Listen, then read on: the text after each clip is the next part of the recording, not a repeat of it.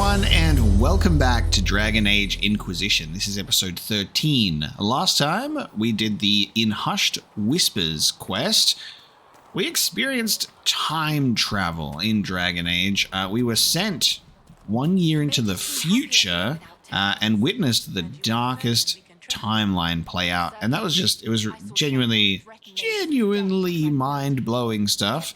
And we've managed to, luckily, thanks to the sacrifice of our companions in that timeline, been able to come back with the assistance of Dorian. And Dorian has joined our party as well. And on that note, I forgot to talk to the guy when we were doing our companion run-through at the end of last episode. So we're going to talk to Dorian, who is standing right over here. Just watching Solus, I suppose. He's just watching from the shadows. Hello there. The Inquisition supports free mages. What's next? Elves running Halam-Sharal? Cows milking farmers?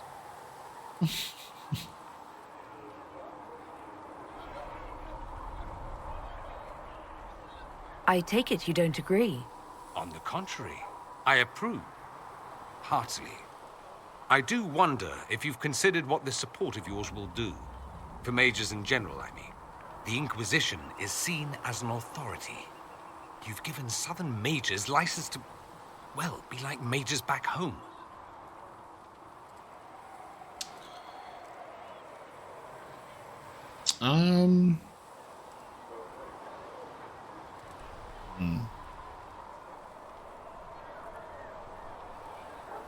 Nah.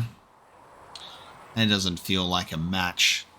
That's a flirt that I don't feel that I need to make. We're only playfully flirting with all of my genuine options until I figure that out.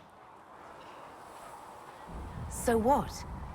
They all turn into blood mages, worship dragons, and then take over? Not at first. But you'd be a fool not to see where this could lead.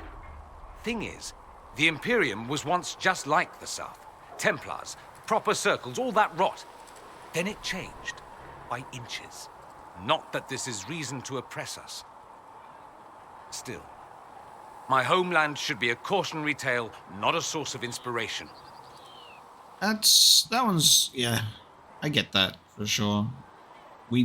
That was my main concern when I saw that we'd gone to Redcliffe and Fiona was like, I have allied myself with Tevinter. I'm like, that is kind of the worst possible outcome here. I'd rather everything go back to the way it was exactly than have that take place.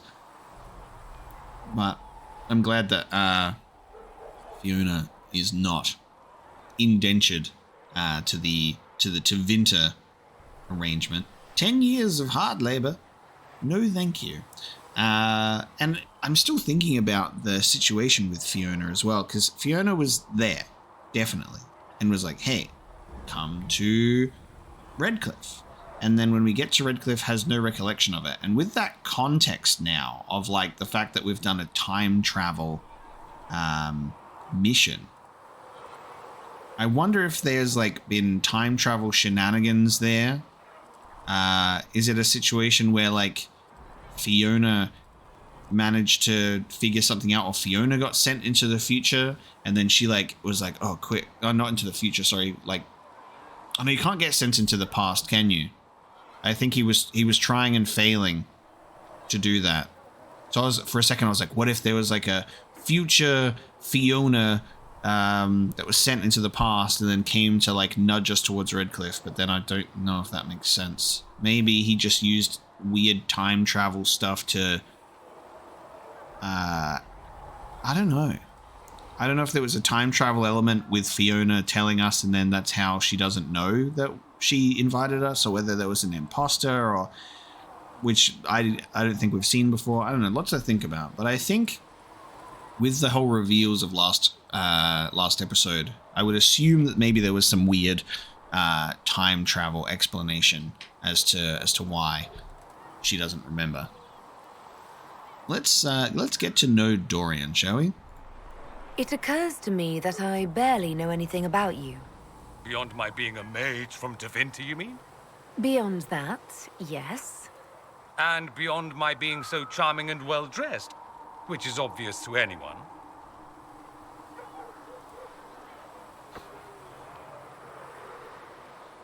Couple of other flirt options here. I get the vibe that Dorian might not swing in my direction, but he could swing in multiple directions. Who knows? Some more than others. Some people have superior taste. Now, what was I talking about? Ah, yes, me. I am the scion of House Parvis, a product of generations of careful breeding and the repository of its hopes and dreams. Naturally, I despised it all. The lies, the scheming, the illusions of supremacy. That's Tevinter in a nutshell, isn't it? Needless to say, my family was not happy with my choices. What did you mean by generations of careful breeding? The great families of Tevinter don't have children. They refine traits, weed out the undesirable, and promote the rest. My mother was chosen for my father because magic runs strongly in her blood. Never mind that they loathed each other. They wanted a son who could become Archon to make House Parvis the envy of the Imperium. They got me. A cautionary tale that you should be careful what you wish for. Yeah, that one's really interesting. They're doing like the generational, weird perfection with like Tevinter supremacy. And they're like, we want to, there's a term that I'm looking for with that, where I think it's more like, wolves that detect a sign of weakness and you're out of the pack sort of thing. Why would your family be upset with your choices? Because I rejected their idyllic plan. If they had their way, by now I'd be married to some unlucky girl from a powerful family. We'd live in luxurious despair, despising each other as I waited to take my father's place in the magisterium. I declined the honor, and thus it's best I'm far from home. Less of an embarrassment that way, you see. I'm getting the impression that you don't care much for your homeland. On the contrary, I care for my homeland a great deal. There's so much potential. Sadly, we squander it. We refuse to acknowledge how far we've fallen because pretending is easier. We pretend the Qunari can be beaten. We pretend that we're superior to everyone, even our own people. Not everyone feels that way. I don't. Sadly, we're the minority. I like that we have the opportunity to get a lot more expansion and deep diving into Tevinter a little bit more, because we got a little bit of that kind of stuff with Fenris in Dragon Age 2 and sort of establishing things like that. But getting an actual exposure to Tevinter mages being here and magisters, and even having a companion who's from Tevinter, it's going to be really exciting to get some more knowledge into what's going on, because a lot of the time there are things in Dragon Age that are just kind of spoken about and discussed a lot, so that when things actually get like shown or revealed, it's like super satisfying in that way. Like, how they talk about the Emperor in Star Wars, and he's just a background figure until we get like that genuine proper reveal. Same with Jabba the Hutt, excluding the special edition. He's just like mentioned for 2 movies and then revealed in the 3rd one, and it's just so cool to like have expectations or our imaginations about particular characters or places, and then actually being able to witness it is just, it's such a nice little reward. And things can either be exactly as we imagined or not at all, and we can be like, surprised by that or not. But I really do think it's cool that we're finally getting some exposure to some other things, and it works really well with Dragon Age Inquisition being such an open game that you would get a lot more exposure to these larger elements of Thedas. It just seems... so much of what you say about the Imperium is entirely negative. It might sound that way. For all our faults, my people have many virtues. We are laden with history and culture. Tevinter is where Thedas truly began, remember? We treasure our past and preserve it.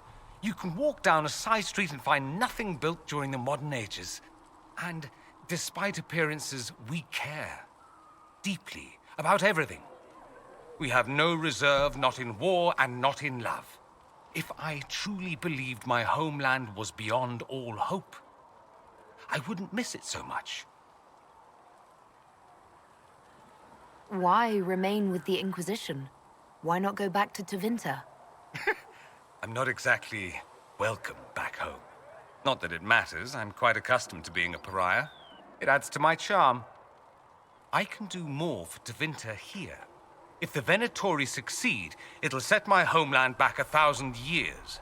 I'm sure some magisters would disagree, but that's why we kill them.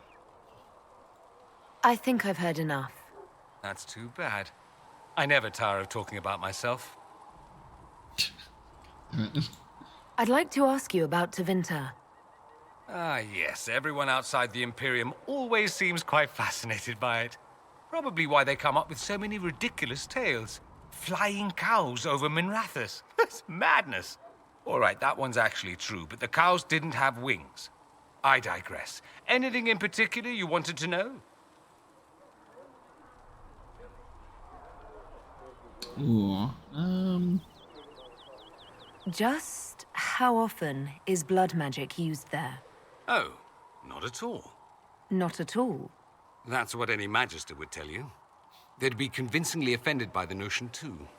Of course, what people call blood magic here and what we consider blood magic are two different things. What's considered actual blood magic in Tevinter? Blood magic isn't inherently dangerous. Using your own blood or that of a willing participant, what's the harm? The problem is that what's permitted only gets you so much power. And what if you need more? You always need more. That's where we get into sacrifices and demon summoning. None of that is done. Not officially. Behind closed doors, it's a different story. Real blood magic can give you an edge, a leg up against your opponents. It's safe to assume that any mage of rank does it. The rest are quietly shut out of power, to put it bluntly. Okay.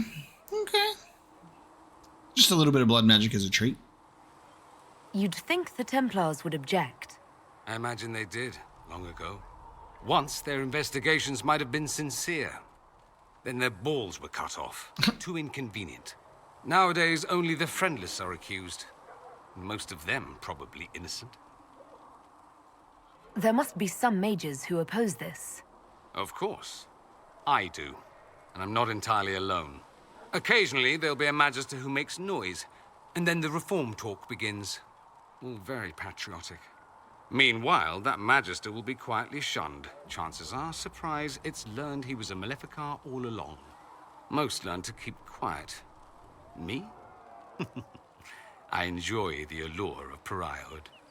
Definitely like that, speaking up against things and being like, oh my god, this guy just didn't figured out how to, like, make cars run without petrol. And he's dead.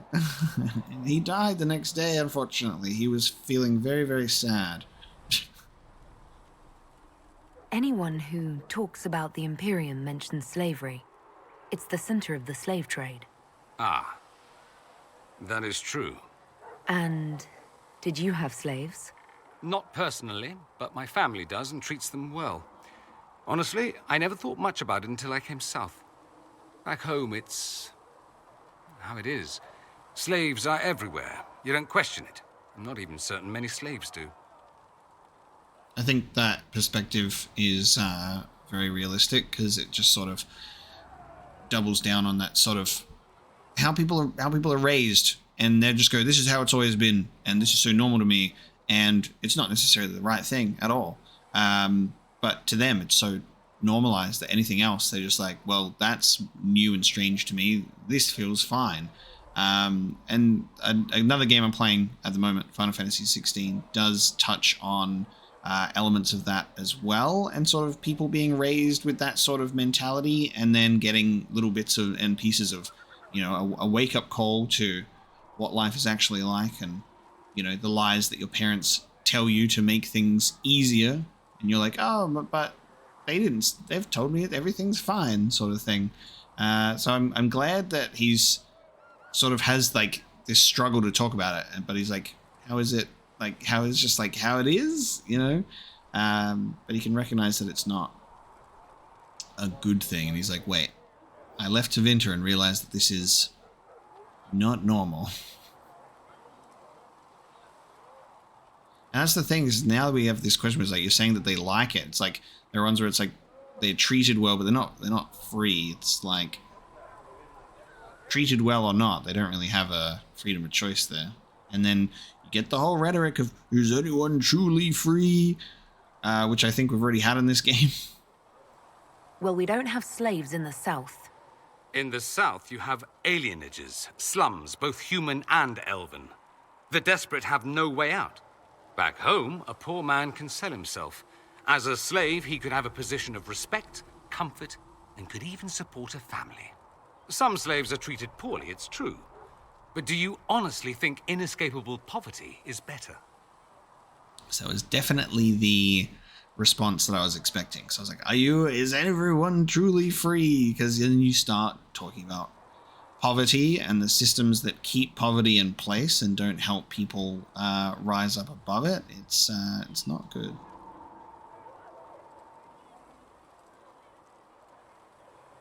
And I don't think inescapable poverty is a good thing at all. I don't necessarily think it's...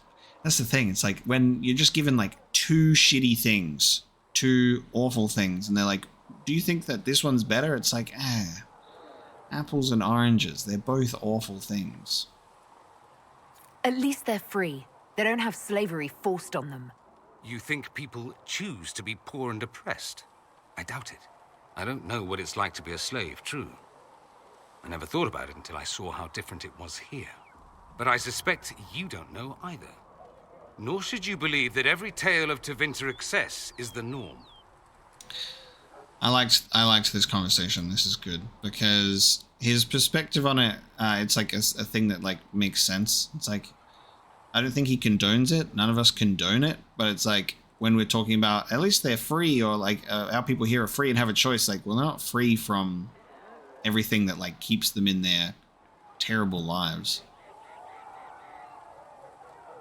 It seems strange that an entire empire would be ruled by mages. Strange? Why are you less qualified to rule than some tart with a fancy crown? Actually, the fiction in the Imperium is that mages don't rule. The magisterium rules. That magisters are all mages is considered a convenient technicality.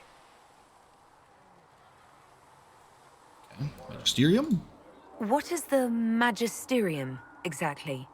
The upper house of the Imperial Senate, and the only part worth having a seat on.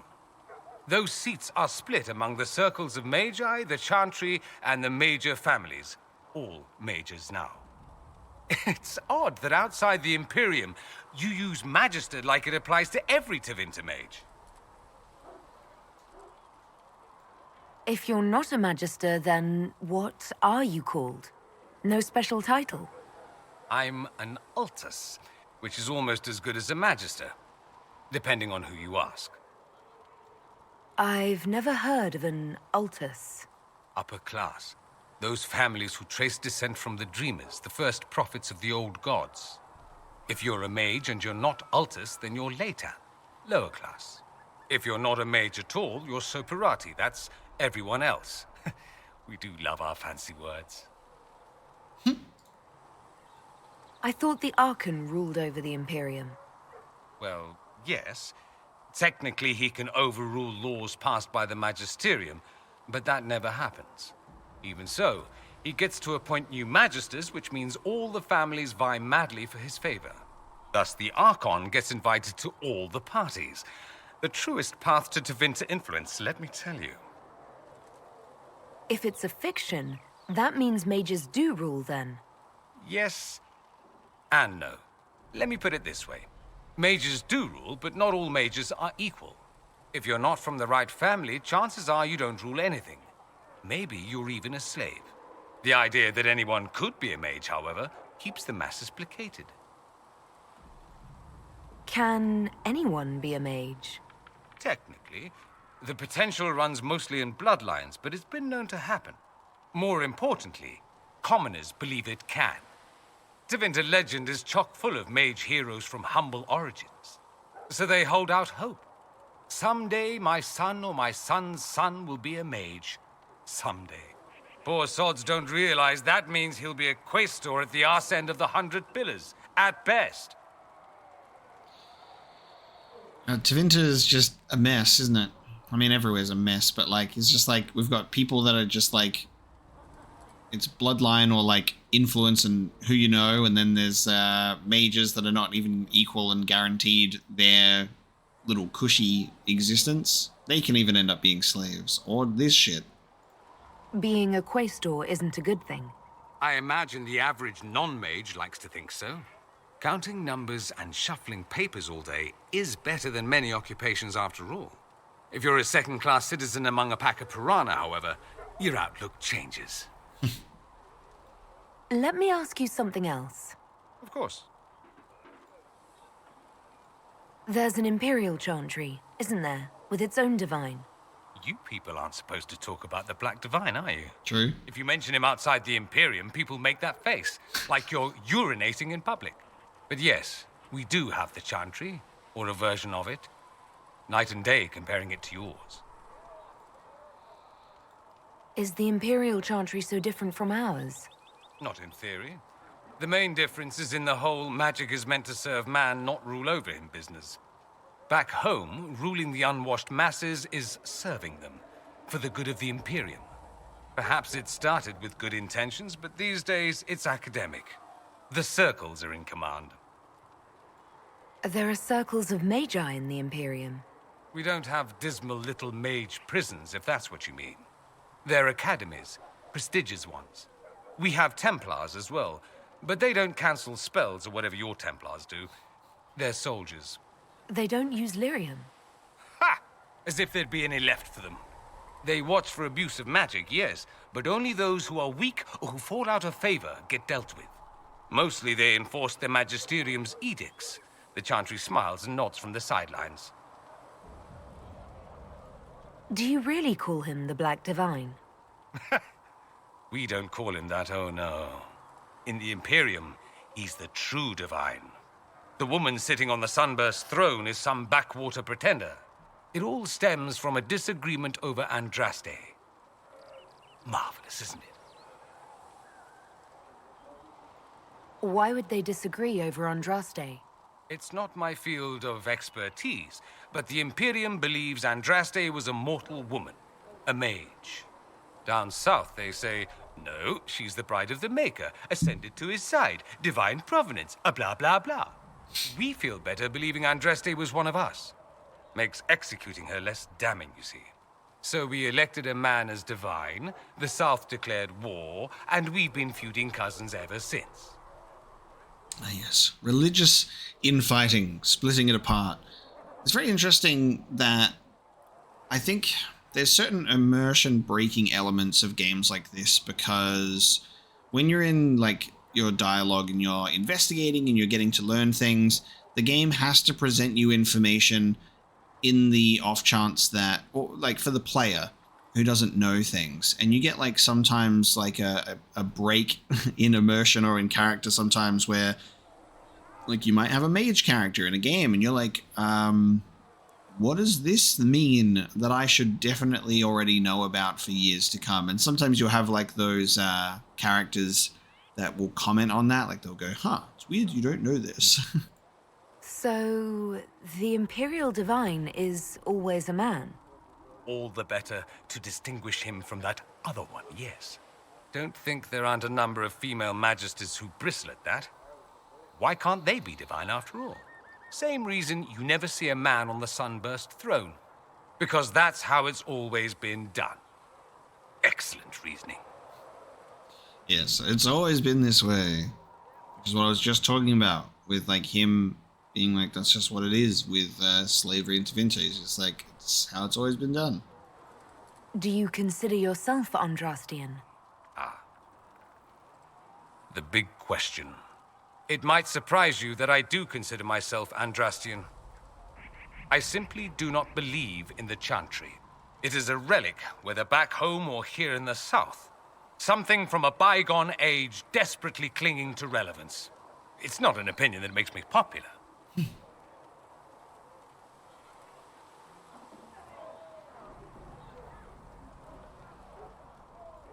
I'm not surprised. It's not an opinion you should share. You did ask, if you'll recall. I'll say this. I may not believe in the Chantry, but I believe in you. In me?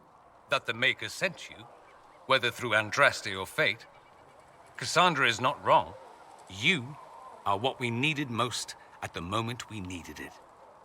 That's what they will say in ages to come. We were also a mistake. But we had that event and we saw how important it was because of the mistake, and we were able to use this to our advantage. That I think I was talking about, like, how that sort of event for us as a character can help us at least feel more comfortable with this sort of, not necessarily but truly believing we are the Herald of Andraste, but believing that we can, like, utilize this power that we have to the advantage of those around us for a better future by sealing the breach and seeing what we can do. Obviously, we have some sort of secret untapped power that was meant for another, and it's actually a really interesting involvement for the story. And we've obviously got this elder one very upset with us. Very, very upset with us because we have foiled their plans twice now, and they're trying to hunt us, and it's not working out.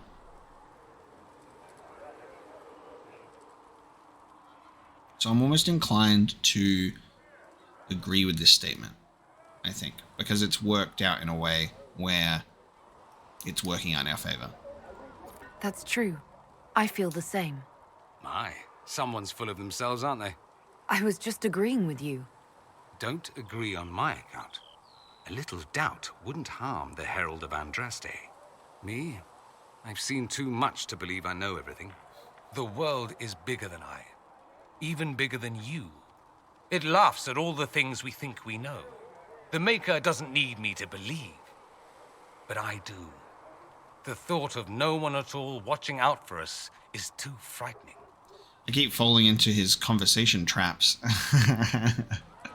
He's like, I believe in you, and you are just what we needed. And I'm like, I can see that. And he's like, nah, too full of yourself. I'm like, who's too full of themselves, out of me or you, sir? You're also just as much full of yourself as I apparently am. Let me ask you something else. So many questions. The first time that I go, I'm going to push myself in this direction of, like, maybe stepping up to the role, right? Being like, all right, we've kind of pushed it away and doubted it this whole time, but I might agree with him here. And he goes, full of yourself? I'm like, oh my God, all right, I'm going to go back to just doubting myself then and just saying no. Like I've been doing this whole time. I'm wondering if the Imperium would be a useful ally. I'd think you'd be more concerned whether or not they'd support the Venatori. They won't, of course. At least, not officially. They'll disavow all knowledge of dangerous cultists. Secretly, many Magisters will rejoice at the idea. And if the South falls to chaos in the meantime, all the better. It would be in the Imperium's best interest to help. Surely it could use allies. I think the Imperium gave up on the idea of allies a long time ago. We've been fighting the Qunari for what, 200 years off and on? It's a point of pride that we go it alone. They'll sneer at the South behind their silk handkerchiefs and say, you've had it easy for far too long. Let's not forget that the Inquisition seems to be an arm of the Orlesian Chantry. Anathema so far as they're concerned. We're not part of the Chantry. The Chantry opposed the Inquisition's formation. You think that matters? Don't be silly. The Herald of Andraste. Your very title smacks of the Southern Chantry. You may as well be a heathen. I think they're far more frightened what you'll do if you succeed. True. That's all I wanted to know. Fair enough. Have you gone to see Alexius yet? He's in the cells. Not yet, no. I saw him before they locked him up. He looked despondent, broken. Not the man I remember, nor the one I want to. I suppose the Inquisition will judge him eventually. I wonder if there's any chance they'll show him mercy. He hardly deserves it, but for Felix's sake. I can't help hoping there's something left of the man I once knew. Oh, okay. There's our codex entries. I don't recall seeing Alexius down by the cells unless we skipped over it. Because we went through there just before, but maybe we just missed him.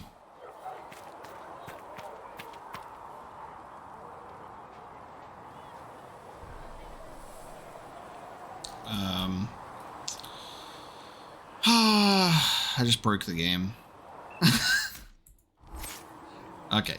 If you pause, it unfreezes. I'm stuck in a dialogue that's just not happening. All right, cool. Hello. Hello.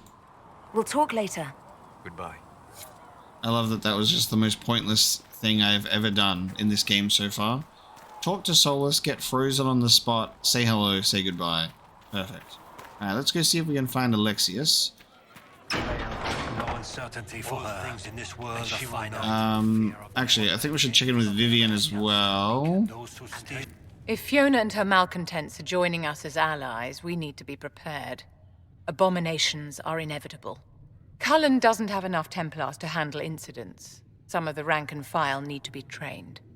We just have to avoid Vivienne so she never disapproves of our big actions, right? We just never talk to her ever again, and then that disapproval will never happen. Yes.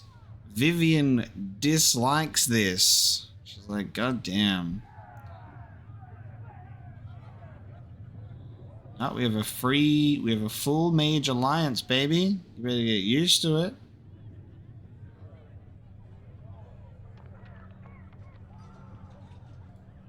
These mages joined us freely. We don't need Templars to contain them. My dear, I don't think you've grasped the magnitude of the situation. The veil is broken, and the raw power of the Fade rushes out like floodwaters through a shattered levee. You know as well as I do that mages attract demons where the veil is thin. And if demons can walk our world with no blood magic to summon them, how safe do you think our allies are? There has never been a greater threat to mages than the breach. Until it is closed, no one is safe. It's kind of tough because we're in a situation where we've recruited the mages to go to the breach to seal it.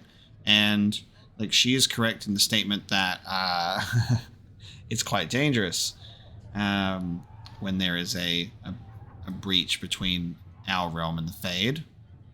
When the veil is lifted. But, you know, we could recruit the Templars and they can go and do it. And that's what we're going to explore in an alternate outcome. But we literally recruited the mages so they can close the breach. So it will not be an issue. We just have to hope that that actually works out. I'm not expecting it to work out. Like I said, I already predicted that my little prediction is this recruitment to close the breach is going to probably go on for quite some time. Because it seems that maybe closing the breach is like the main quest, the end of the game almost. So there'll probably be some fuckery that'll keep it open.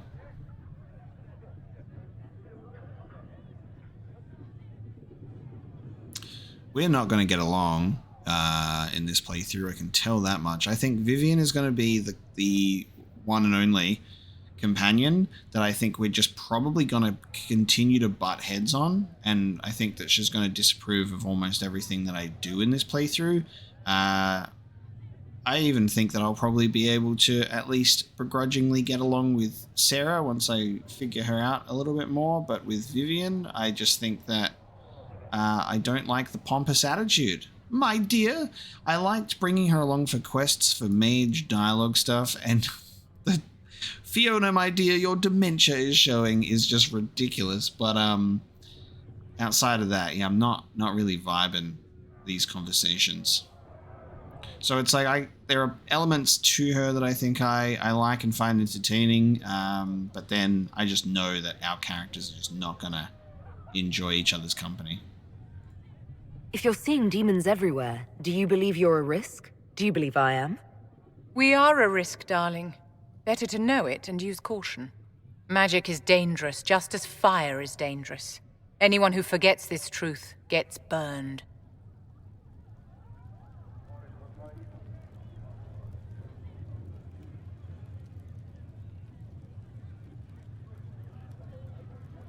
I'm going to use my own, like, background on this one. The Dalish get along just fine without Templars or Circle Towers. As I understand it, the elves limit their risk by refusing to have more than 3 mages in a clan. Tell me, what becomes of the Dalish youngster who is not appointed first or second? Wow. I can't believe that she just actually'd us. Unbelievable. If you want to say something about the Dalish, say it. For those who value survival, sentimentality is not an option. Tell me something. You said once that you wanted to change things. What future would you build for mages? That's a loaded question. Could you imagine if we just fucking did a 180 and just went, yeah, we do this so back. Mages in the Chantry. Interesting. I don't think I've thought of that. We need mages in the Chantry. And mages should be free.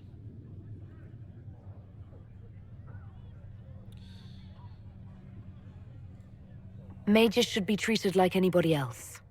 How free did you feel living on the run, never straying too close to villages or staying in one place too long? Paint the cage any color you like. It is still a cage. It's something to consider, my dear. We're definitely in a very, very obvious situation of, like, nobody is really truly free here, and she's using that little... we just spoke to Dorian about the same thing. We're just going to get into that whole thing because that is the main conflict of the game, is, like, mages wanting to be free, the Mage versus Templars war that's been going on, the peace talks that are not working out. And then we've got Vivienne just being like, I just want to be a rich noble's first enchanter. It's tough because, like, I can see there are elements to her argument that I can see and agree with. I just think things need to be different. She wants things to be exactly the same. So we're definitely going to, like, disagree with each other a lot. It makes for some really interesting conversation and tension, some heated debate between these two. But yeah, I can't see myself getting along with Vivienne as a result, because what she wants is not what I want, and we're directly responsible for what's going to be ending up happening with the mages, it seems. Off to another crisis, my dear. It has taken its toll on you. How can you possibly oppose freedom for your own people? Perhaps the Dalish are too isolated to grasp the realities of this world. All mages live lives of limited possibilities. We are denied fairness due to an accident of birth, but no one said that life was fair. The world is not made up of mages and Templars or circles and chantries. There is no us and no them. There are only people. People who must share a world which is not portioned equally among all. My own people want a larger share of the world, uncaring that they have already been granted great power. I don't like how patronizing she is to me as well, and, like, very condescending. And she lacks the perspective of her people. She lacks the perspective of the mages that are at the bottom. Because she's up on high, and she's been up on high since a young age, very young age, because, like, all of her history is, like, she was, like, zip, zop, zop, sped all the way to the top, and became first enchanter. She doesn't have that sort of exposure that a lot of other mages have had to go through, which is why they're fighting this war, which is why they're fighting for their own freedom, because they've, like, lived this stuff. And there's so many different experiences and perspectives on the matter. And Vivienne doesn't really seem open at all to hearing different perspectives or considering different outcomes, because she just gets condescending and she gets patronizing. She thinks that her way is the only way, and that is the right way. I'm open to other ways that this can go throughout the course of the game, whether we are achieving full proper mage freedom, or whether there's just something else that can be done that doesn't just make things go exactly the way they need to go.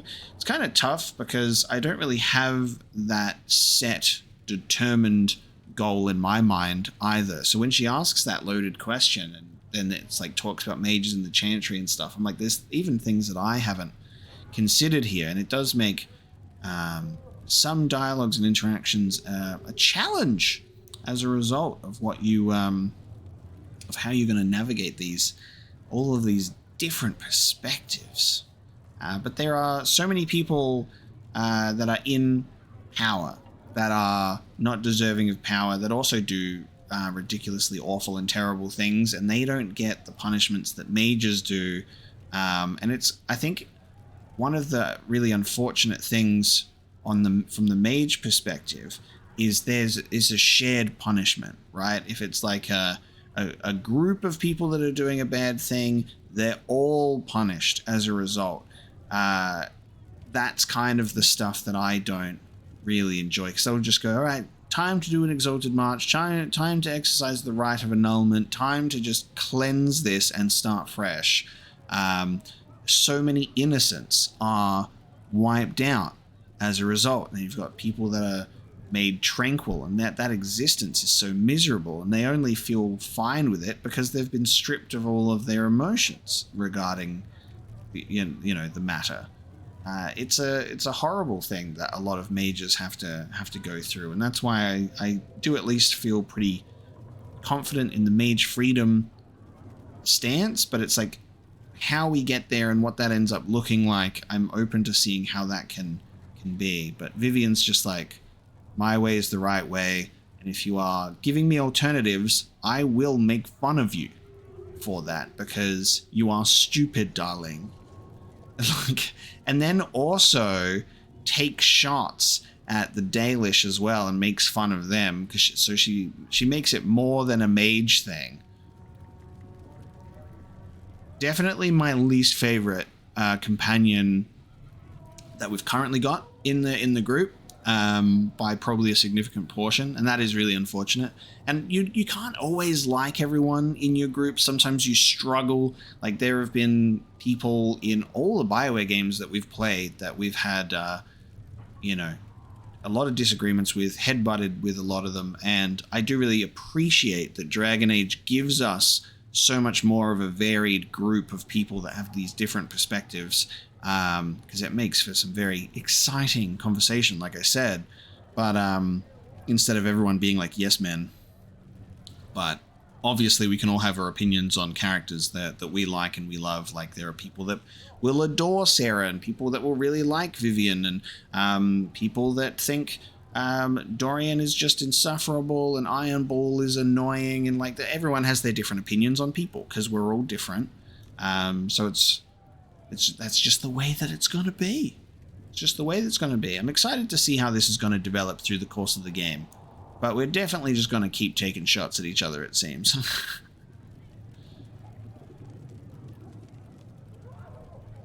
It's just like, life isn't fair, darling. Life's not fair. Anyway, I'm going to go have a bath in my golden palace.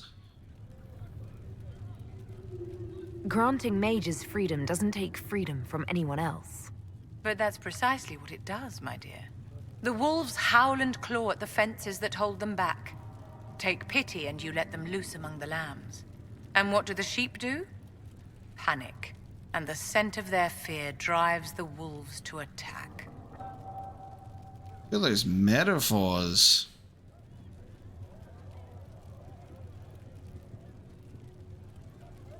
It'll take time, but people can learn not to fear magic. One cannot unlearn a primal fear. Like fire or heights, it is not about prejudice. It is about survival. I care for the witch hunts that will come. I care for the angry mobs who string up mages on gibbets for the vultures. I care that my stupid brethren will kill and be killed by frightened people defending their families from monsters. I will stand in opposition to that, whatever you may do. We are best friends. Just a couple of besties. Just a couple of beautiful gals. Just besties. Just getting along. Whatever is the matter this time, dear? Oh my god. And let's flirt with her now. You know what? Actually, just for a joke, I actually want to know how she is going to react. So I'm just going to save. Because this is not something I want to commit to. I'm just curious. Off to another crisis, my dear. It has taken its toll on you. Yeah, okay. Do you think that you and I might someday... You are such a wit, my dear. Okay. Oh, darling, you look terrible. Oh, I can keep saying that. I wonder if her opinion is really good, and she approves of us a lot. That might have a different outcome. Why can we like banish Sarah from the Inquisition at multiple points with the big red eject button, but we can't do it to like other people? I assume that's because Vivienne is probably much more integral to the plot in terms of being a mage, that we can't just go, Vivienne, leave, you know, as much as people might get tempted to do so. All right, everyone, we have got the companion dialogue done with Dorian and Vivienne, and now it's that special time. You know what time it is. It's time to do an alternate outcome. Champions of the Just, choosing the Templars instead of the Mages. So I've reloaded an earlier save and just going to reiterate it again. Alternate timeline. This is not the primary decision we're making for the playthrough. We just like to see different perspectives and choices. It definitely gives us a nice little view on the other side of things. And we've done this in BioWare games way back with Mass Effect 1, even with certain choices. You're just like, I wonder what happens if we do this or if we mess this up. And it's nice to see. Dragon Age, we've done it the most, I think, especially when there are choices like recruiting the elves or recruiting the werewolves, you know, during the Blight and stuff like that. But I do feel the need to just reiterate, obviously, this is not my primary choice. We're just exploring the alternate outcome because we've had confusion in the past of people thinking that I had, like, massacred all the elves in my primary timeline. But that did not happen. So I'm excited. We're going to see what happens if we side with the Templars. Head to the Inquisition's war room. So we've reloaded at a save where we've received Fiona's invitation. We've let our advisors know, but obviously we haven't checked out Redcliffe in this save. So this episode may not capture all of Champions of the Just. We'll have to see how big this mission is because In Hushed Whispers got its own dedicated time, but this might be split over the course of a couple of episodes if it's a longer mission. We'll have to see. So we're going to ignore everything else and just go straight to this. So choosing the Templars will make it impossible to work with the Mages. You're not pleased? I am not convinced we are prepared for the full scrutiny of Val Royeaux. So we've been working tirelessly to convince, coerce, and win over some of Orlay's most influential houses. 10 noble families will help the Inquisition pressure the Templars into sealing the breach, traveling to Therinfal Redoubt and demanding the Lord Seeker deal with them or face the wrath of Orlay. The Inquisition has promised the Herald of Andraste as its voice in these negotiations. So this will be significantly different because we've currently got the Mages with us in the Prime timeline and they're going to go seal the breach. But with that, I think that you miss out. We miss out on seeing the Tevinter Mages. We miss out on the time travel shenanigans. Like, there's the things that we learn by going with the Mages was crazy. And so that's something that makes it really appealing to go and check this out, is I want to see if there's anything just as crazy that you would also not get to experience. And this is why I love being able to check out an alternate outcome, especially for Dragon Age, where I'm eating up all of the story, all of the lore. So let's do this. The Templars must help us close the breach. The Order was founded to fight magic. We must first convince the Lord Seeker to bring the Templars out of exile. We've received word from a knight recruit. They gather at Therinfal Redoubt. It has been vacant for decades. Why go there? We must approach the Lord Seeker again to get anywhere. We can ask him then. Okay, Therinfal Redoubt. Well, this is going to be an interesting one because Lord Seeker is weird. He's weird. He's got evil on his mind. I like that we deal with like evil Lord Seeker, in quotes evil, and then evil Tevinter Magisters with Alexius in different ways. So this is going to be cool. We must leash them first. The Lord Seeker won't help us, and we should offer an alliance. God, an alliance with the Templars would be very interesting. If we present a plan to seal the breach, the Templars may ally with us. First, we must prove ourselves a more attractive prospect. If it's status the Lord Seeker seeks, the Inquisition will approach him after allying with the noblest houses in Orlais. They'll come with us to Therinfal and demand the Templars help close the breach. You believe that will work? Even the Lord Seeker would find it difficult to ignore so many nobles on his doorstep. Yes, especially when led by the Herald of Andraste. Okay. Tell me why. Is it my good looks you need, or my winning smile? Rumors you were saved from the Fade by Andraste have grown legion among the Templars. We've done our part to encourage them. A herald with a few companions may be dismissed, easily set aside. That same herald returning with noble support will be reconsidered, as will the power of the Inquisition. Isn't there the slightest chance the Lord Seeker will see my arrival as a threat? Before, I would have thought he was a man of reason. Now, I could not say. With respect, after his appearance in Val Royeaux, hang what the Lord Seeker thinks. We do not need the Lord Seeker.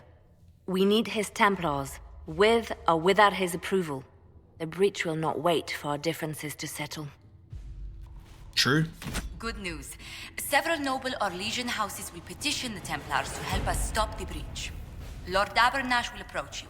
Sign nothing he offers, but his gossip's reliable. I hope he knows the Lord Seeker's mood. The Templars will never help without his consent. In we go. Going to a new location. Oh yeah. Okay, who should we take? I haven't thought about this. I also think that bringing probably not triple mages like we did for mages in Redcliffe, but bringing Cassandra for the Lord Seeker. Varric would be great for locked doors as a rogue, but then at the same time I'm thinking that having a magical perspective might be really nice, so I'm going to have Solus and Cassandra, because I wonder what mages will think of the Templars, and I am tempted to bring Vivienne along again for this one with that in mind, but I don't know. I really don't know. I think we'll just go with our OG trio, and we're going to bring Cassandra, Varric, and Solus for this one. So rogue warrior and a mage. But I'd be torn between bringing Vivienne and Blackwall. I don't know about Iron Ball in terms of story significance, but this is what we'll go with.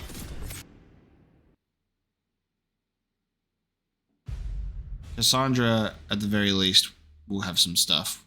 Like, that should be very clear with Lord Seeker.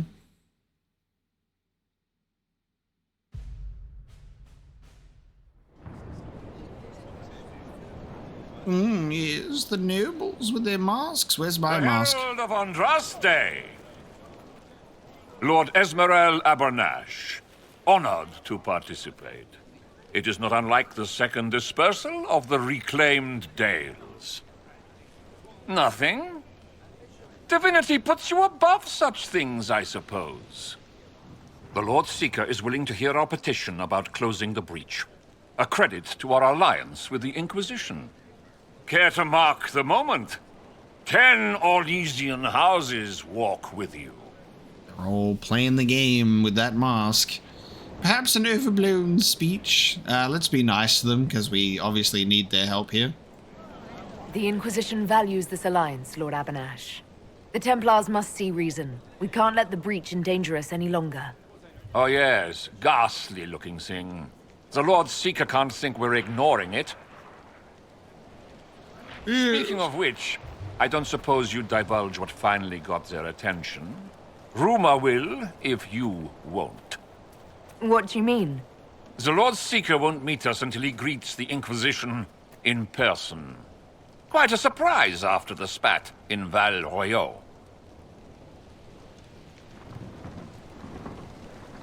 The Lord Seeker may not be singling the Inquisition out for praise, Lord Abanash. A meeting is a meeting. Get his ear. See if you can't bend it to do something advantageous. Here we are. Therinfal Redoubt. Oh, it screams, I hate fun and kick puppies, doesn't it? I missed you. It appears they've sent someone to greet you. Present well. Everyone is a little tense for my liking.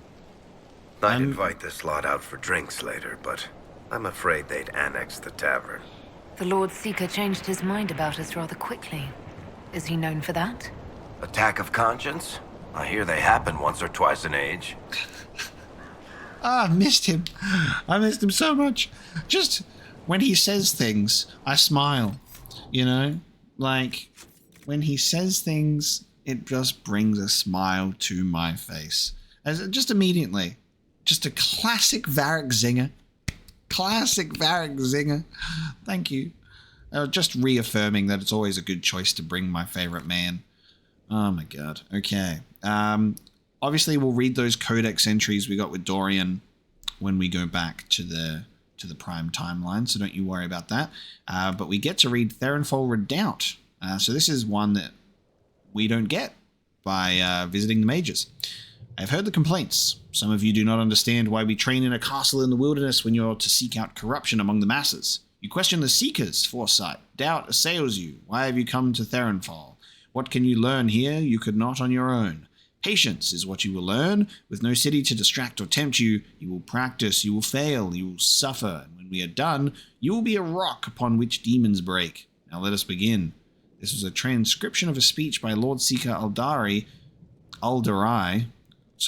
to a batch of students beginning advanced lessons dated 70th year of the Storm Age. The Seekers used Therinfal Redoubt as a training ground until the 99th year of the Blessed Age, when their finances were insufficient to keep the fortress in desirable condition. Couldn't pay the rent, baby. Lease over from notable fortresses, castles, towers, and other edifices of interest in Ferelden by Henry Lannon.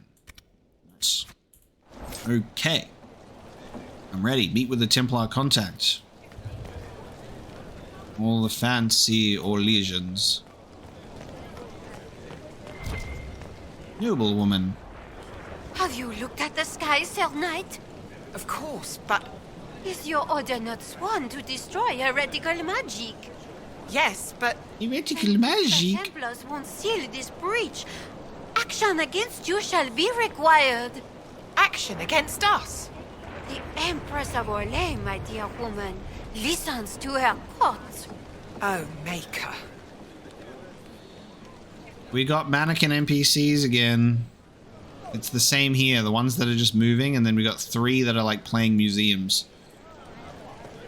Like, yes, we thought we would try and be very still so we can win the game. Does the man think we would? What do you expect? The Templars chose the midst of a civil war to storm off like children. Deplorable. Deplorable. He is mistaken if he thinks he's impervious to the whims of the court.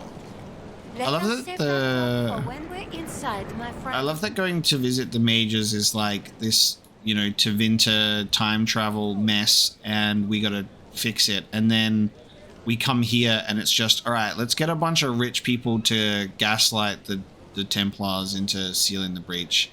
Gaslight, girl boss, our way through this place. We can do it. Can't talk to you.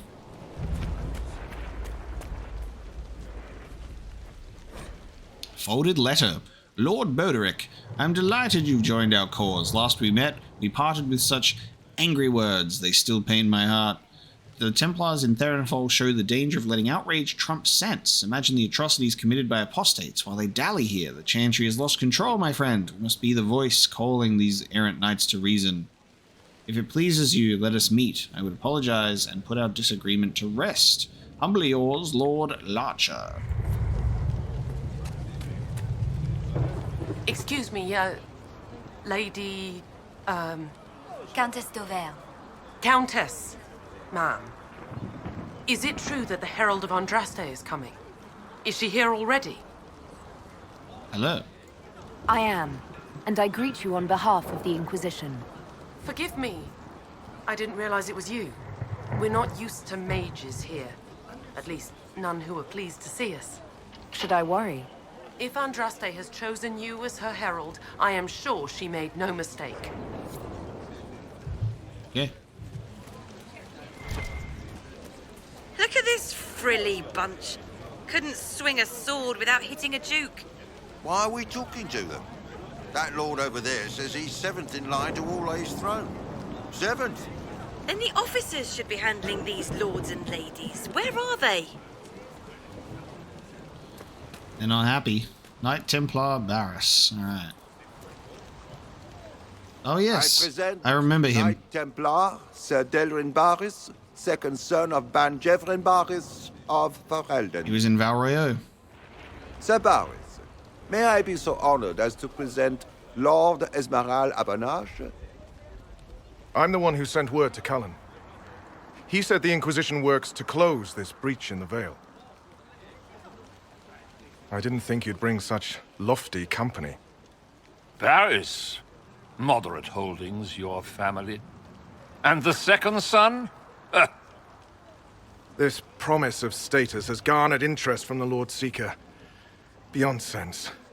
The sky burns with magic, but he ignores all calls to action until your friends arrive. Where is Cassandra? I did not see her. Should a Seeker lead the Templars this way? In an emergency, if there's no other recourse, but his goal should be to restore them to order. He has taken command. Permanently. If he feels there is a holy mandate. That is what the Lord Seeker claims, and our commanders parrot him. The Lord Seeker's actions make no sense. He promised to restore the Order's honor, then marched us here to wait. Templars should know their duty, even when held from it. How refreshing to meet a Templar who remembers his charge. Win over the Lord Seeker, and every able-bodied knight will help the Inquisition seal the breach. I have a feeling the Lord Seeker will take some convincing. I wish I could reassure you. Lately, he sees no one but the officers. We've been asked to accept much after that shameful display in Valroyo. Our truth changes on the hour. Don't keep your betters waiting, Barris. There's important work for those born to it. God, he's being rude. The Lord Seeker has a request before you meet him. Let's do the Bantegan dance. These are the standards. An honored right, centered on the people, the Maker, and the Order.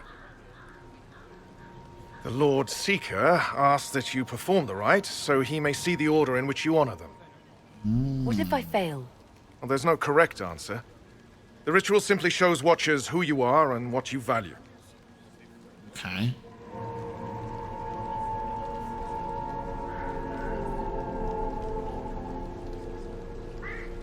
Fancy title aside, I don't actually command the Inquisition. That doesn't seem to matter. The Lord Seeker changed everything to meet you. Not the Inquisition. You. By name. Why? I don't know. He's been fixated on you ever since your horde of nobles arrived. The Lord Seeker makes us shuffle flags around. Refuse! Let's meet the man already.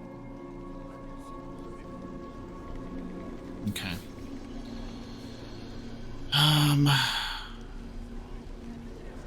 Lord Seeker makes us shuffle flags around. Refuse. Agree to the request before the Templars ritual. Side with Abanash and demand to meet the Lord Seeker immediately. I feel like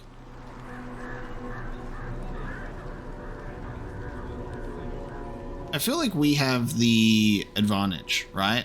You know what I mean? Like, I feel like we have the ability to kind of put pressure and just be like, let's just see him instead of doing a ritual. I don't know. It seems like it's just a distraction.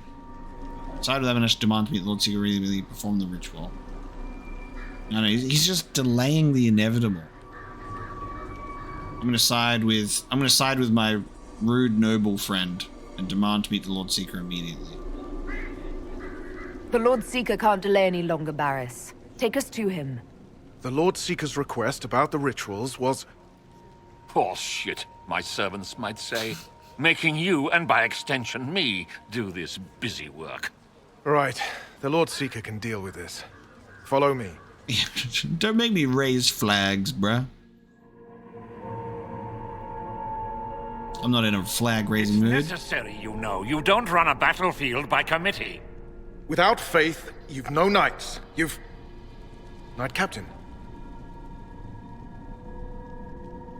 You were expecting the Lord Seeker. He sent me to die for you. He's buying time. He is not well. Knight Captain Denham, I brought the Inquisition's representatives. Will the Lord Seeker not see them? So, this is the herald of change. You are why everything must be moved ahead. Oh, this is weird.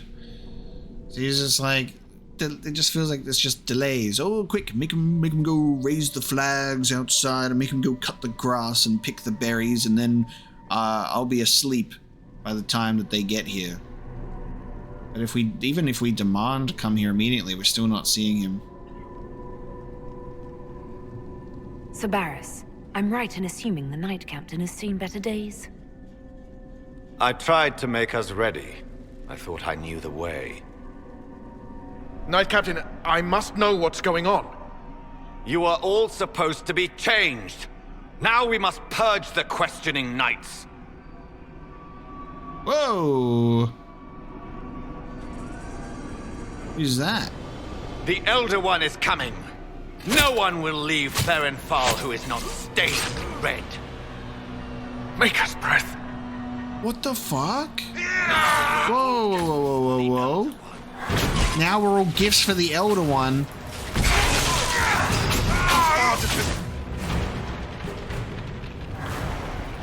Okay, so the Elder One's influence has affected both the Tevinter Magisters and the Templars, and that is the source of, like, Lord Seeker's mindfuckeries. He's being, like, puppeted by the Elder One's machinations.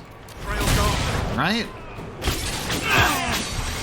Wow, and these fucking archers What's the Lord Seeker done to us? look strange. You're all supposed to be changed. God, that's... Barely. If you use a healing elixir, he may survive. If he even deserves it. We'll heal him. Let's judge the Knight Captain after we find his master. The Knight Captain may have useful information. The Knight Captain's keys.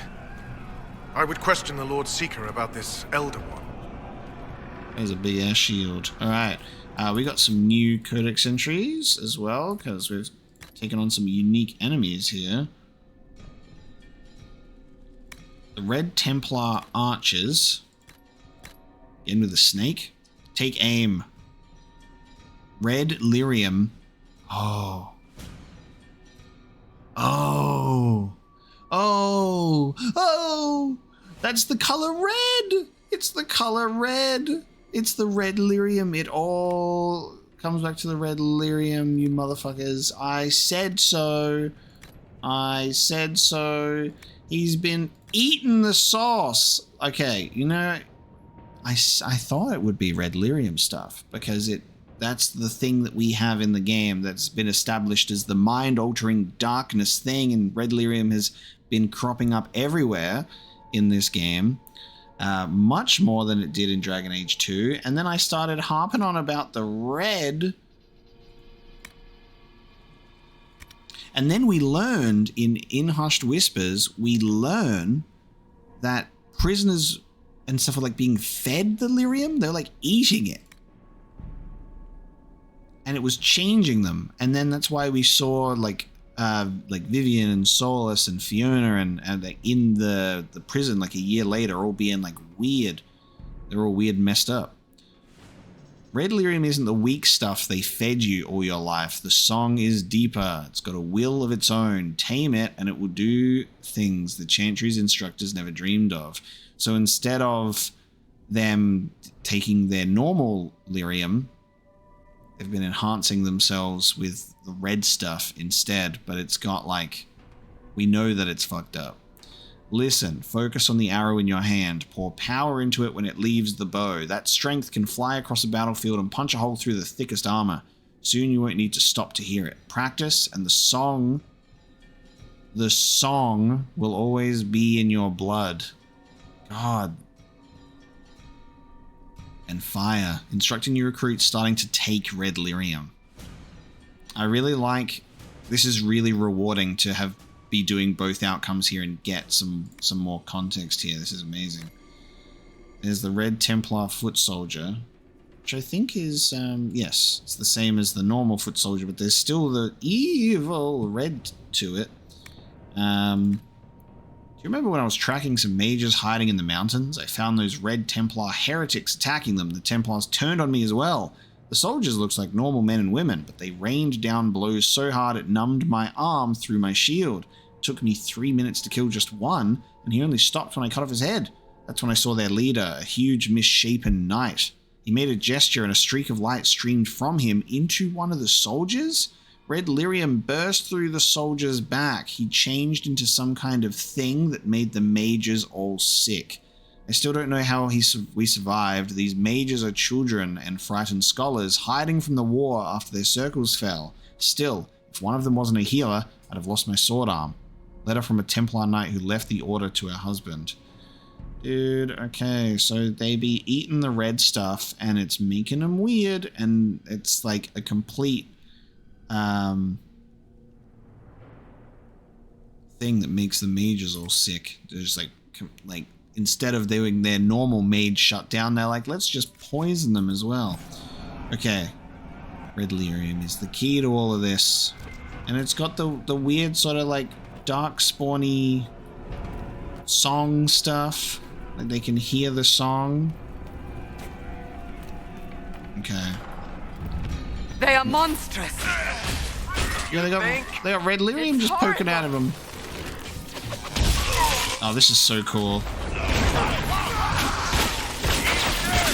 I like that you learn about the red lyrium coming in on both of the quests, so it doesn't just, it's not only on one of them out of nowhere, but it definitely provides some context as to what's happening in terms of the big players in this game being manipulated by an Elder One.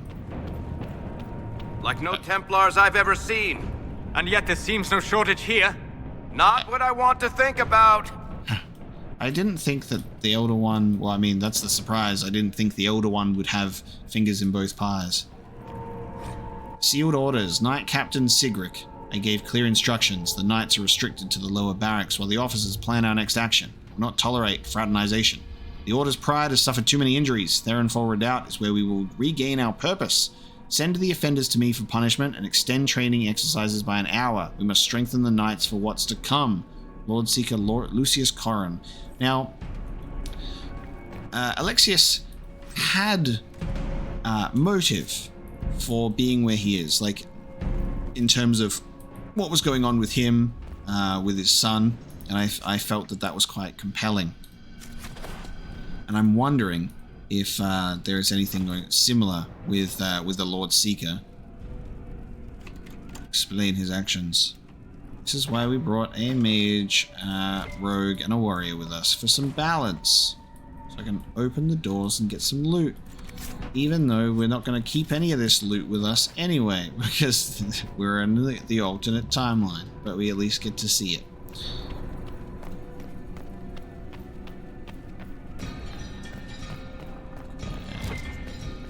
I've got a few. I don't want to skip them, just in case there's anything interesting for us to take a look at. It seems like it might just be containers. But on the off chance, they might put some lore in there. There's a sturdy coat schematic.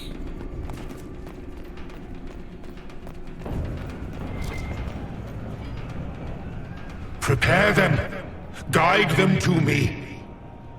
Was that the Lord Seeker? Where? I do not hear anything. Oh, what? I'm hearing voices? Okay, awesome. That's fine. Nobody else is hearing that? Just me? You will be so much more. Okay. Okay. Is that the Lord Seeker's voice? I would know you. Or is this the Elder One's voice?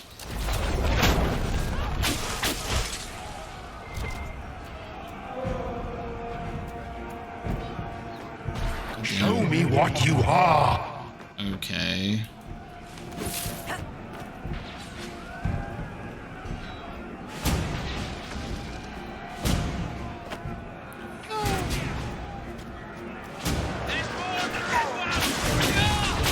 There's more of the red ones.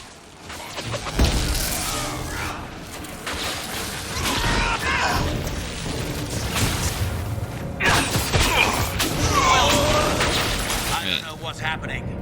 All the officers have been turned into those things. So now we've got Templar infighting, which is lovely. Between the crazy red boys and the not so crazy other Templars that I guess are ready to fight with us. It's gonna dampen our forces a little bit, isn't it? Marion, I'm getting the same headaches, but everyone on the red stuff says they pass. You'll feel stronger before long. I finally beat Sergeant Pollitt during sparring yesterday, twice. The look on his face. I hear they're increasing rations for anyone on red lyrium. Let's practice together tomorrow. I need to train with someone who can keep pace. Venna.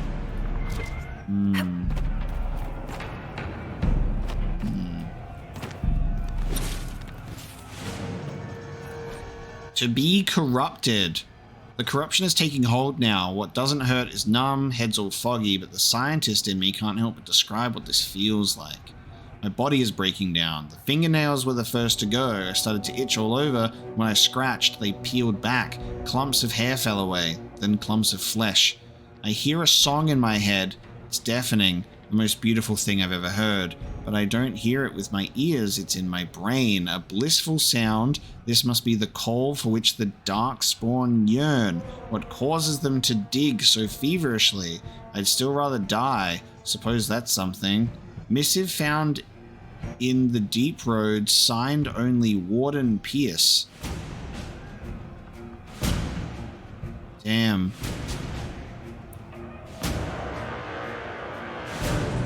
Is this related to... Well, that seems related to, you know, just the Darkspawn blood thing in general with what the Grey Wardens do. But the song is the important element of that note, which ties it to the red lyrium as well.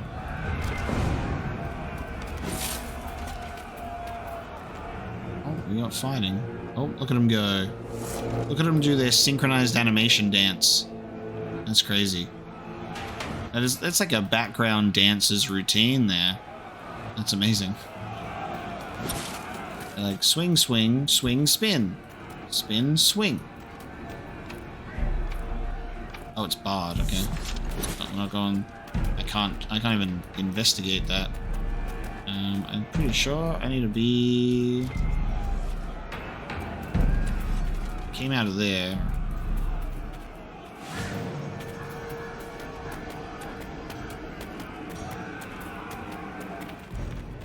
Is there a... Oh, through this door. Door.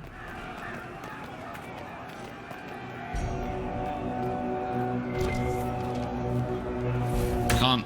Okay. Can't move.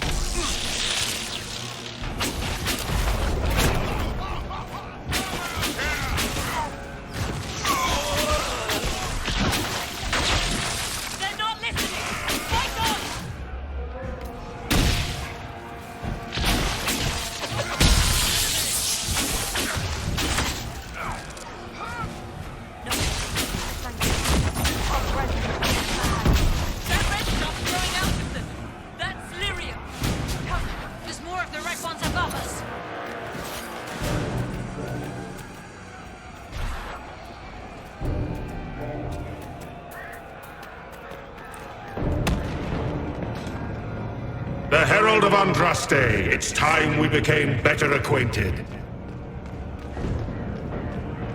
Is that the Seeker? What do you think to accomplish? What will you become? Dude. Okay. Are these gonna become alive like goddamn Dragon Age 2 with Meredith? Red lyrium gives you power to bring your big boy statues to life. Uh oh. Ooh.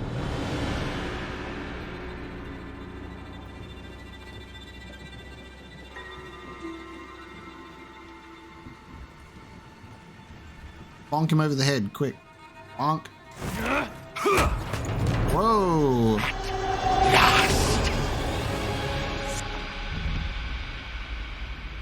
What the fuck? Oh god, okay. Hello? Wow, okay, so this version of the mission still has something involving this weird breach magic shit and red lyrium, but different. Okay, so we're doing the Mass Effect 3 slow forest run. Gotcha. We're in the Mass Effect 3 dream, but dragon aged. Ooh, Colin and Josephine? Hey guys, you're definitely real.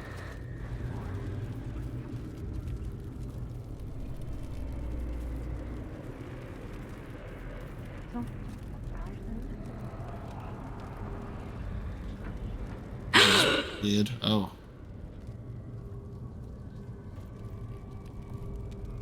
Is this shape useful? Will it let me know you? Everything tells me about you. So will this. Watch. God, that's so creepy. So this is the Elder One speaking, who was speaking through. Oh. Okay. Elder One speaking through the Lord Seeker, and then has put us in a weird dream state and can talk while assuming the forms of our friends. Are you trying to tempt me or copy me?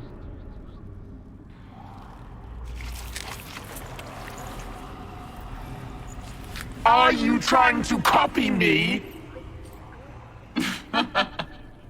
Being you will be so much more interesting than being the Lord Seeker.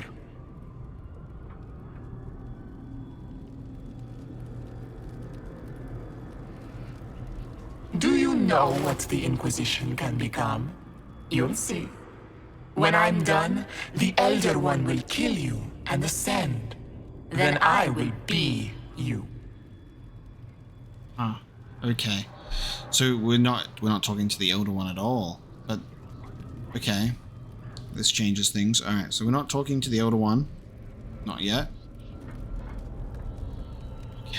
So the Lord Seeker is under demonic possession, but there is also red lyrium involved, driving everyone crazy. And then the Elder One wishes to kill us and ascend, and then the demon wishes to be us. Okay. God, I want to ask this one so bad.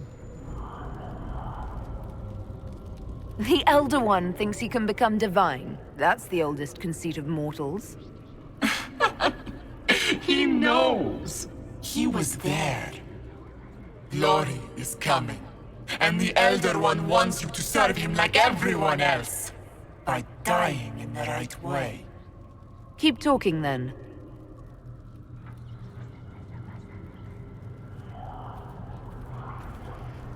I am not your toy. I am Envy, and I will know you. Tell me, Herald, in your mind. Tell me what you think. Tell me what you feel.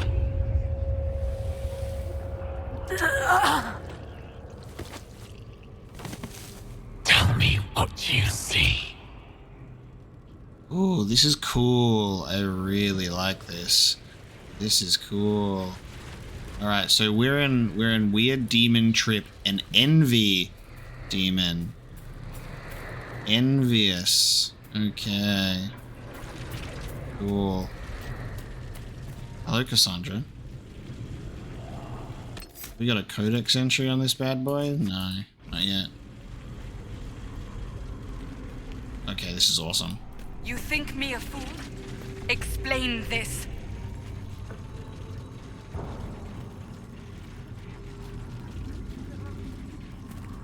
You're lying!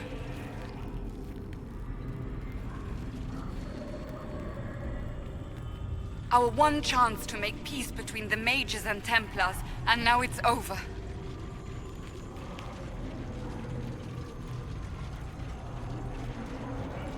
Do you deny it?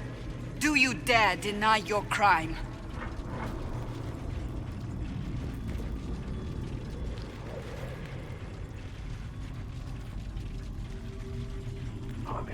Tell me why we shouldn't kill you now. I wonder if I'm supposed to only be hearing her side of things.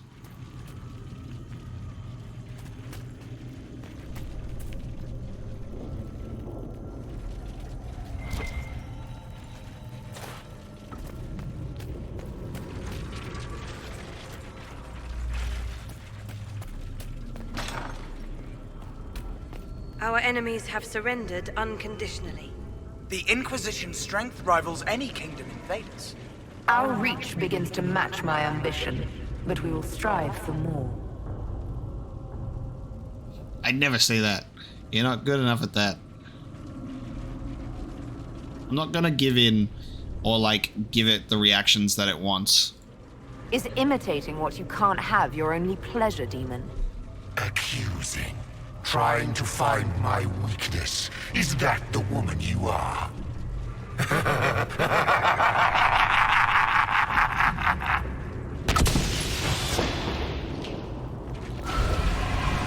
Okay. Who would stand against us when the Inquisition commands nations? No one wise.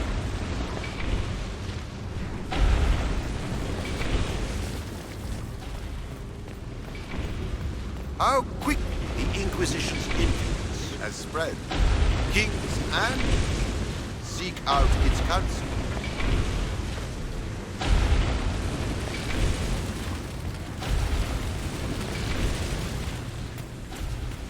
When the Chantry fell, we despaired. The Herald of Andraste brought us light. The people stand in awe of the Inquisition.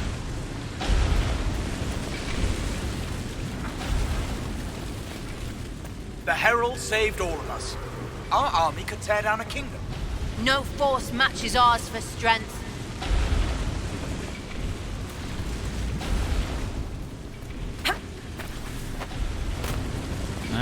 Not going through there. How am I getting through? You guys get out of the way, please. Surely this is not... Is that the way I'm supposed to go? They just really wanted me to utilize the jumping mechanic. My Inquisition will be after you die at the hands of the Elder One. You're hurting, helpless, hasty. What happens to the hammer when there are no more nails? What are you? Get out! This is my place! What the fuck? What's going on? What are you doing? What? Someone else is here. Envy's dogma, a whisper followed out of dream. A beckoning thread of power. At the end of it, a figure crowded in Imperial red, seen through a tear in the air. The Elder One, demanding servitude with an offer impossible to resist. Leader of the Seekers, Commander of Knights, Lord Seeker Lucius Corrin, Master of Templars. Envy's dogma, okay. There are secrets to find, and we got a permanent cunning increase. That's like, that only ever happens when we're in the Fade. So I guess we're not in a dream state at all, but we're in like a... Well, actually we could be. No, sorry, the dreaming is in the Fade. How could I forget such a crucial element? Silly me. Interesting. So... Wait.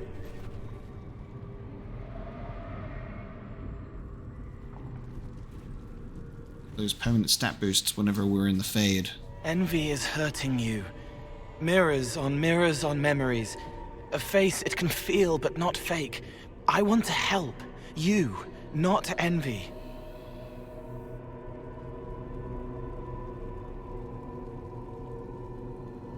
Familiar? I haven't even got a good look at this person.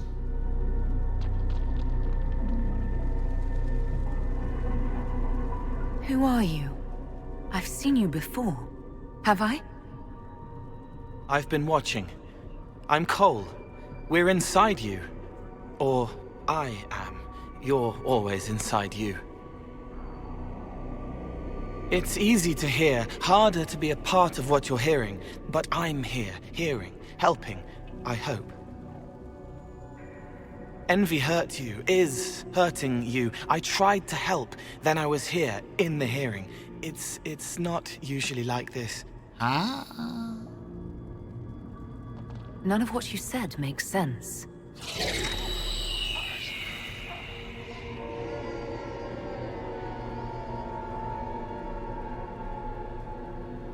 I was watching. I watch. Every Templar knew when you arrived. They were impressed, but not like the Lord Seeker. The Lord Seeker is an envy demon. It wants to be me. Yes. It twisted the commanders, forced their fury, their fight. They're red inside. Anyway, you're frozen. Envy is trying to take your face. I heard it and reached out. And then in. And then I was here. Oh, okay. I guess it's familiar in terms of like her saying familiar in terms of the feeling is familiar, not necessarily the person, because I don't know. But then it's like, have I seen you before? I don't know. This is bizarre. So you're a spying phantom who accidentally enters minds? That says spirit to me. If it bothers you, I can make you forget. That helps. No. You need all of you right now to fight. Maybe later. Got goddamn Big Hat Logan in Dragon Age right now. How is my body frozen back in the waking world? Thoughts are fast. We're here. Outside, a blade is still falling, hanging in the air like a sunset. If no time's passing, does that mean I'm safe? No. It would be good if you got out.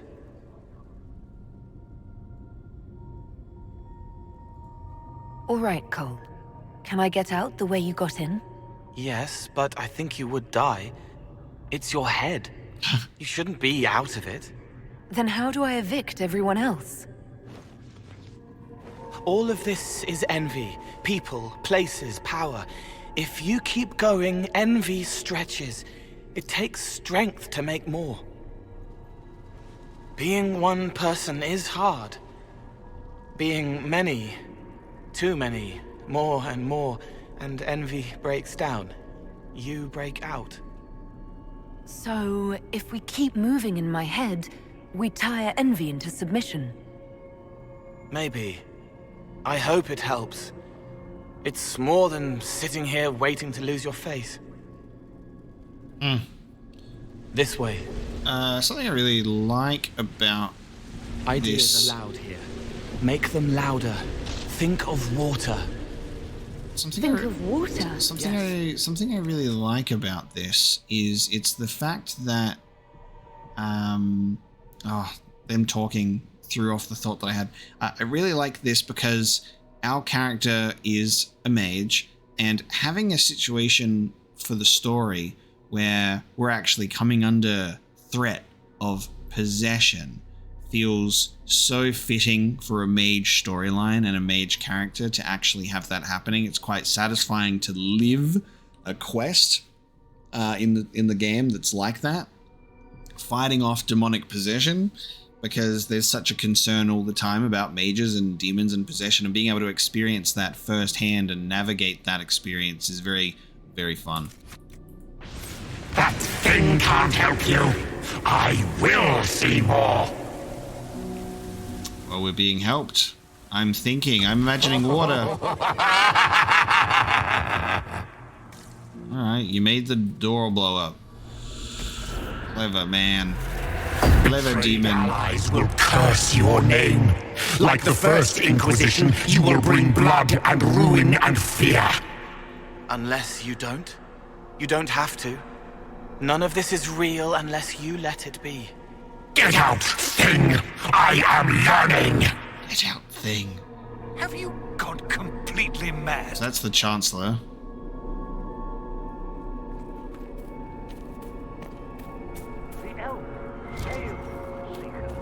The breach is still in the sky. For all you know, she intended it this way.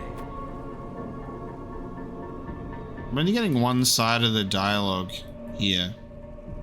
As Grand Chancellor of the Chantry, I hereby order you to take this criminal to Val Royeaux to face execution.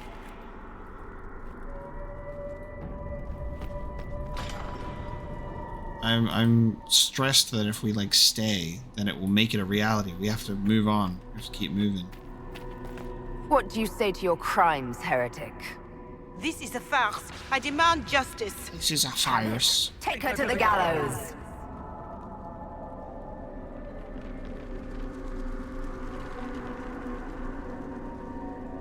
Mother Gisela is no heretic. Any who challenge the word of Andraste's herald will be corrected.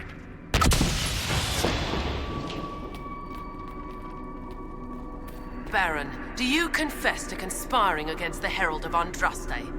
I confess nothing. The Inquisition took my land and turned out my family. Then your sons will be executed in the absence of a declaration of guilt. What? They're just children. Good. This is we're seeing another different Darkest timeline. Where is the Herald? Let that tyrant charge me to my face. Heresy against the Inquisition is the only charge we need. I am a Grand Cleric of the Chantry. You are a threat to the peace. The more of you in here, the better. That Inquisition armor, though.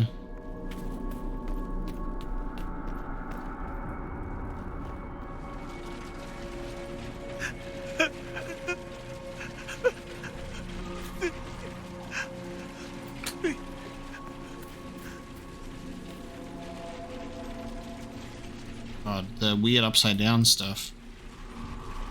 It's Josephine's dwarven friend. It's dark, but it isn't real. Think of sparks. Keep going up. You're more you there than you are Envy, and that tires it out.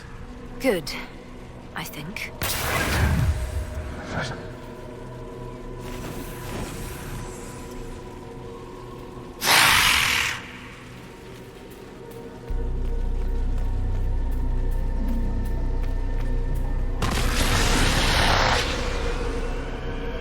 Ooh, okay. Didn't like that.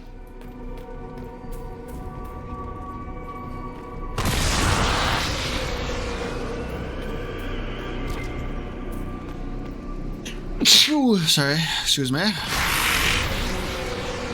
Yeah, you angry hiss at me.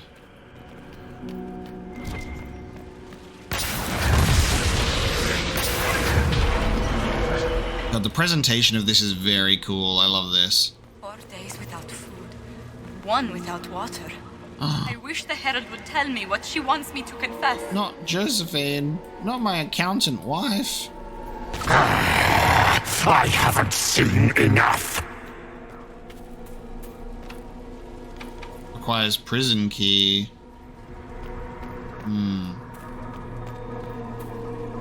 Interesting. That might be a secret. Okay. Maybe we can get the key and then go back to it. Oh, or not. Escape the forest. The Chevaliers couldn't stop them? There weren't enough of them, boy. Val Royeaux is burning. The Herald marches here next, bringing even more demons. What's the point in attacking Orlais? So you're curious. Shall I make use of that when I'm you? You're letting the Herald see more to sketch her shapes, but what she sees makes her stronger. Quiet!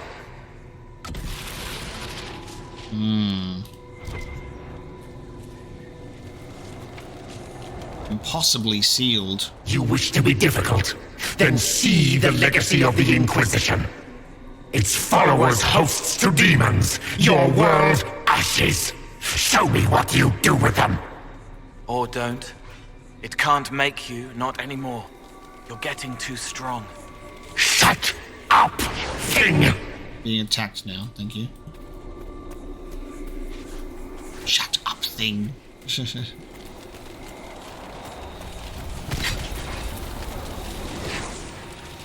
It's weird being followed.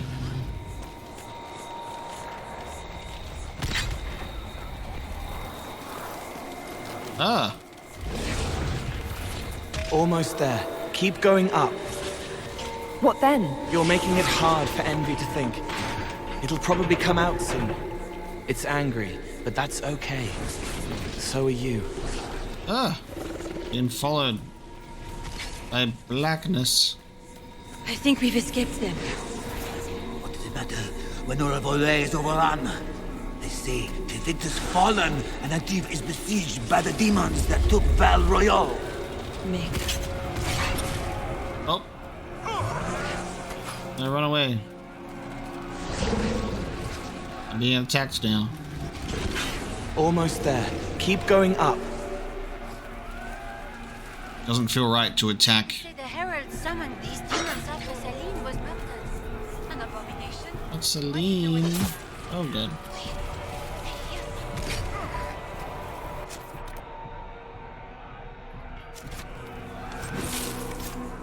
Oh, this is weird. How do I loot these bodies for? Oh, Jesus. It's got flung across the room. Bap.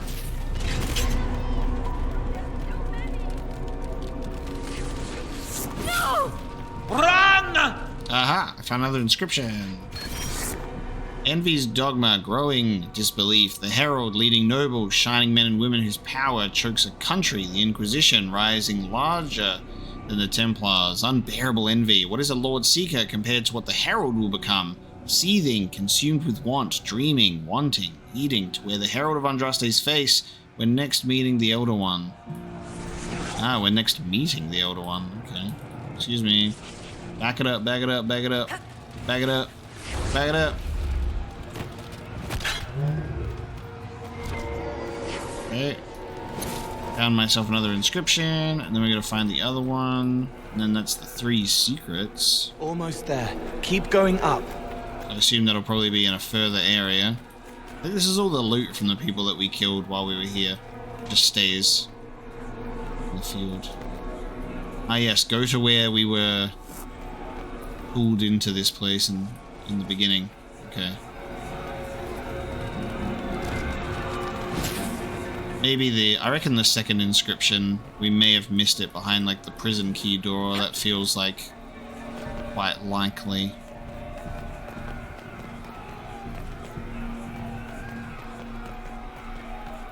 Because this will probably be the end, right? Because this is where it all started. Go back to where it all started to get to the end. Ah. Unfair! Unfair! That thing kept you whole, kept you from giving me your shape! What could you gain from being me? Everything. What could you gain? What? Ah! We'll start again. More pain this time. The Elder One still comes. It's frightened of you. Get out of... Nice. Get out of my head, demon. Oh, oh. Oh. What is that? Oh my god, it's butt cheeks! Oh my god! That thing is disgusting. The Lord Seeker! No, an imposter. Ooh. That monster ensured we weren't prepared. I still don't know what we're up against. I wonder if that was what was happening with Fiona then, actually. When we got that invite in Val Royeaux, it was like a possessed... No, because I don't know if they can pose as other people. I don't know. Envy Demon. God damn, looking like a Silent Hill monster.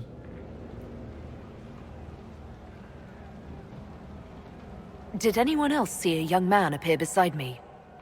What young man? Pale, strangely dressed, clearly Fade-touched. I saw no one. The Lord Seeker was alone when you revealed his true nature.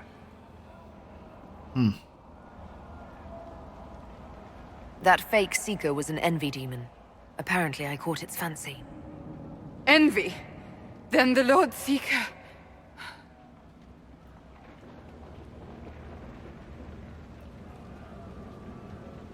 is caged or dead. Maker. It used the red lyrium to corrupt the Order, didn't it? I knew that miserable stuff was risky. They often give us new kinds of lyrium, our commanders. Some used the red stuff first to prove it was harmless. The Knights would have been next. That demon turned our leaders so we couldn't question when this started. Damn. So we were thinking red lyrium when we first met Lord Seeker, and it was tied to it, but he was actually possessed by an envy demon. Okay. So there you go.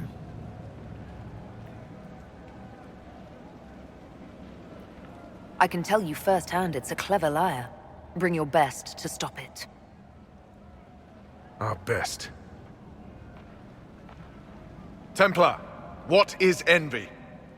A coward, brother. It studies, makes less mistakes, but most of all, it hides.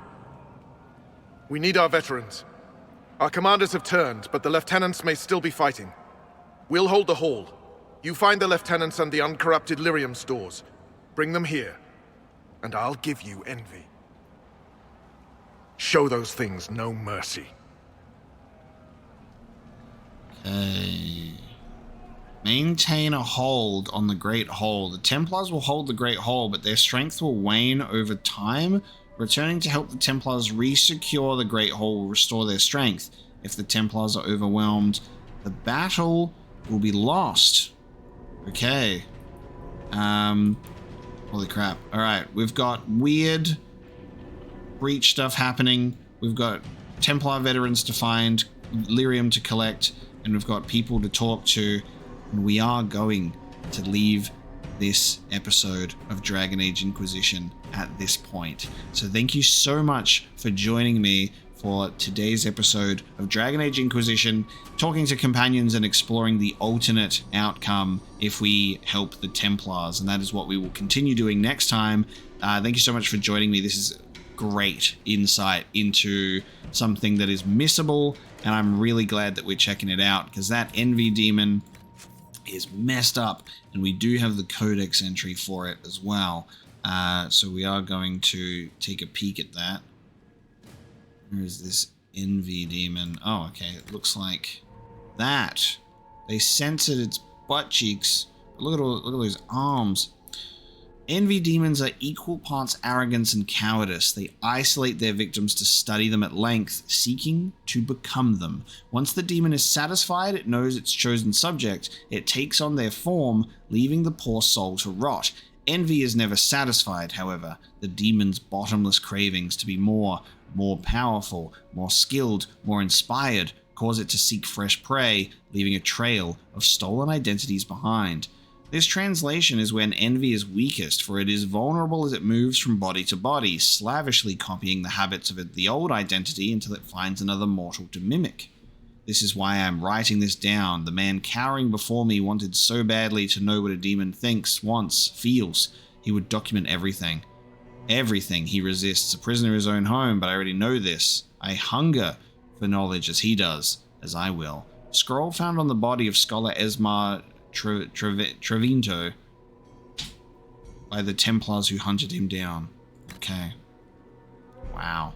We will read those other codex entries we got with Dorian when we return to the Prime timeline as well. So I haven't forgotten about those, but we'll check those out after we're done with this. So thank you so much for joining me for today's episode of Dragon Age Inquisition, and I'll see you next time.